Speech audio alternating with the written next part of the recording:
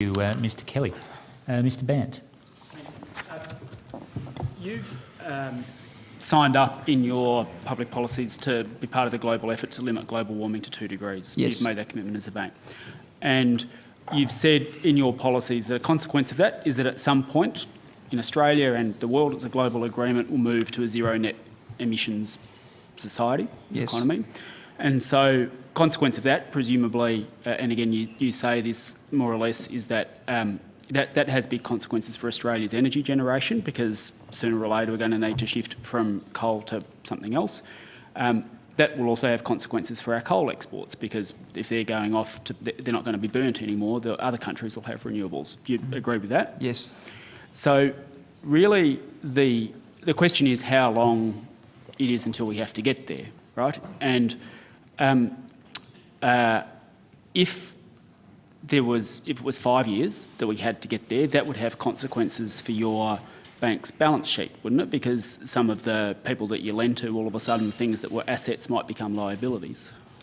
Potentially. I mean, it's hypothetical, but potentially, yes. If it was 100 years, you might not make that assessment now. If it was 5 years, you might make the assessment Yes. now to revisit it.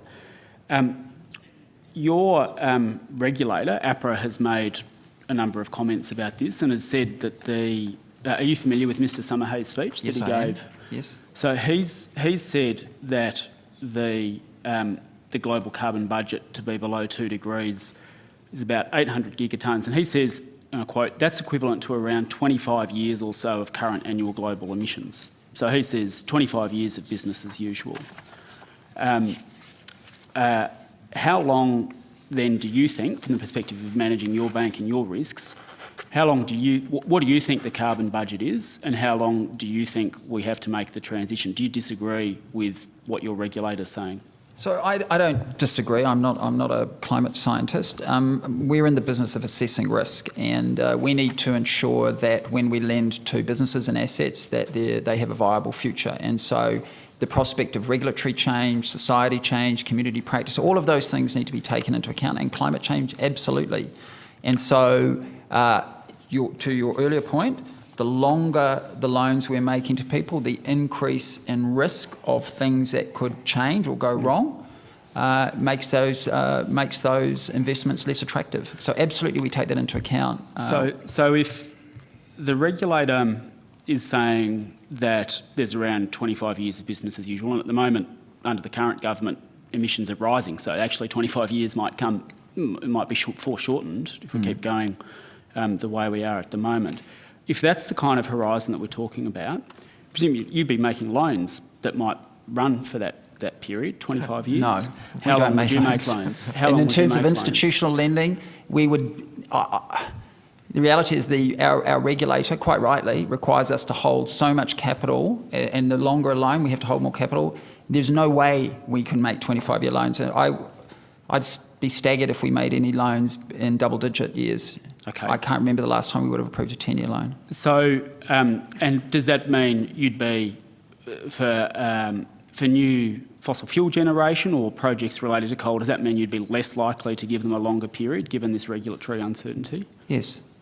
And given that we're talking about a budget or a period of time of around that, why in your climate change statement do you talk about net zero emissions by the end of the century when your regulator is talking about 25 years?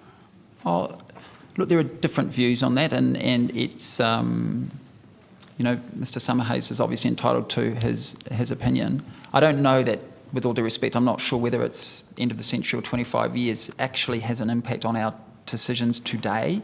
The reality is we take climate change seriously. We believe there is a transition risk.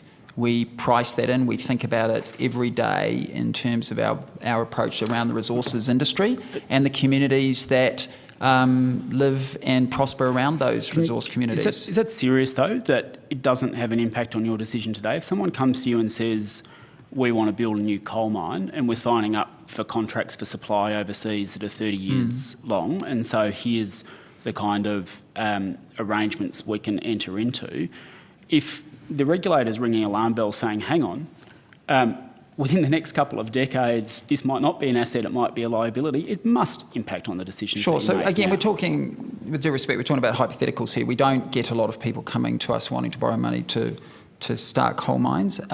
Clearly, we take that into account. As I mentioned, we don't do 30-year loans. We would take a loan. We would look at loans and make sure. Again, hypothetically, if it was a 5-year loan, we'd want to understand the ability of that customer to repay us in 5 years. So absolutely, we take those things into account. I mean, you know, our exposure to coal today is much less than it used to be. It is reduced in absolute terms and as a proportion of our book. I mean, the last time I looked, you know, it's around $1.5 billion. We've got a $900 billion balance sheet. That I can't conceive of a period of time where that number is likely to, you know, it's been coming down. I imagine that it will continue to come down over time. Can I suggest that it would be of direct interest to your shareholders how long you think it is that we've got to continue with the economy as it is at the moment that's based on digging up fossil fuels and burning it? Because unless you have a view of that yourself and are influencing the loans that you might have, let's say 10 years, let's say 5 to 10 years, within the next 5 to 10 years, as APRA has said, there could be a ratcheting up of regulatory action. I mean, unless you have a view about how much coal there is left to be burnt or how much fossil fuels, extending it to gas, there is left to be burnt, then you're sleepwalking your shareholders into a climate crisis. Well, I don't accept that we're sleepwalking our shareholders into a climate crisis. Absolutely, we have views about risk, and we have to assess every customer, every prospect on its merits. Do we take transition risk into account? Of course, absolutely we do. Do we seek to take risk in those sense? No. We want to minimise risk. We want to ensure that the economy goes through a reasonable transition. That's why we support and have increased and growing very quickly our exposure to the renewable sector.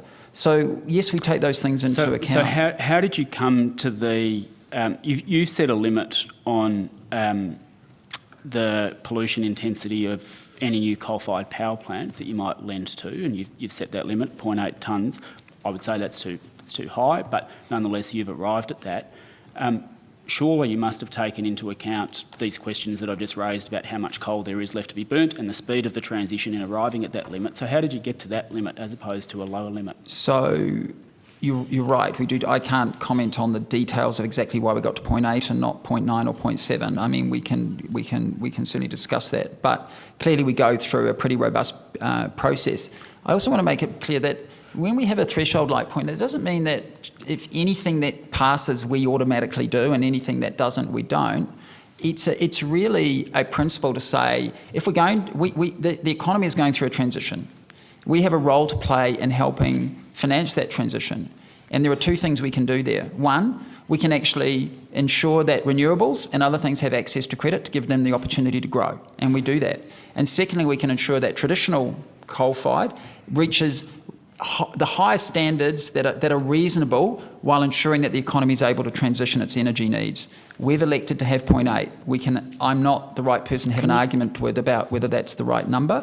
Our point is about raising standards. Could you provide further information to the committee about how you arrived at that? Because some would argue that that's inconsistent with a 2-degree limit. I fear we'll get into a technical climate argument, but we can certainly share with you.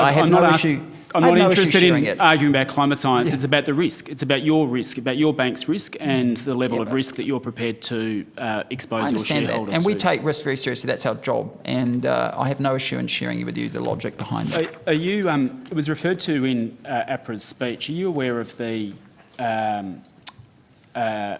legal opinion from Noel Hutley that suggests that is that something that that question of potential risk and potential risk of your directors, is that something that you've asked your auditors to take into account as a material risk when they do their audit of ANZ? No, because we don't believe we're not.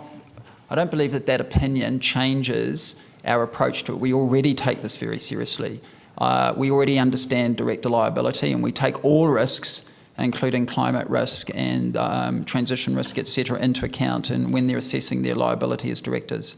So I'm not sure that we've had to change any process. I think we already have very high standards. Just briefly about physical risk, you mentioned that your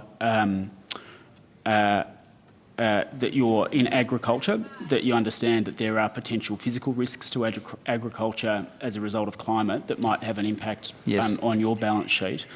And you say that you're continually potentially exposed, and unless things change, that's a level of exposure. Do you take the same approach to housing, in particular houses that might be affected by sea level rise? So we've done actually quite a bit of work around the impact of climate change in the broader sense in terms of on weather and what that does to Australia in particular, and tried to assess our risk, if you will, about lending and having customers in certain parts of the country. And that's only just been recently done, and we do absolutely run our business with that in mind in terms of where we're happy to do business, where we have more concerns, etc. We've only just started, and we're in the process of doing that same work around housing, because understandably there is a similar risk, and we are just doing the process at the moment. Can you just give us an indication of what areas you're looking at with respect to housing? Well, in terms of geographic, we were just looking at the whole country in and saying terms of what are the risk factors?